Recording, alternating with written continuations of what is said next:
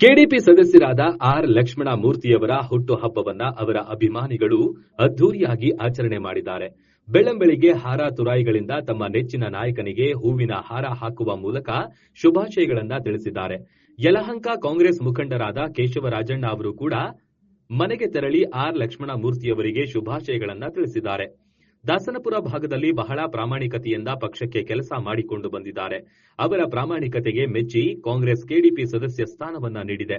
ಅದರಲ್ಲೂ ಕೇಶವರಾಜಣ್ಣ ಅವರು ಲಕ್ಷ್ಮಣ ಮೂರ್ತಿಯವರಿಗೆ ಹೊಸ ಜವಾಬ್ದಾರಿ ನೀಡುವ ಮೂಲಕ ಸಂಘಟನೆಗೆ ಹೆಚ್ಚು ಪ್ರಾಶಸ್ತ್ಯ ನೀಡಿದ್ದಾರೆ. ಹೀಗೆ ಜವಾಬ್ದಾರಿ ತೆಗೆದುಕೊಂಡ ಆರ್ ಲಕ್ಷ್ಮಣ ಮೂರ್ತಿಯವರು ಮೊದಲ ಕೆಲಸ ಮಾಡಿದ್ದು ಕಾಂಗ್ರೆಸ್ ಕಚೇರಿ ಸ್ಥಾಪನೆ. ಪಕ್ಷದ ಮುಖಂಡರುಗಳು ಸಭೆ ಮಾಡಲು ಕಚೇರಿಯನ್ನ ಪ್ರಾರಂಭ ಮಾಡಿದ್ದಾರೆ.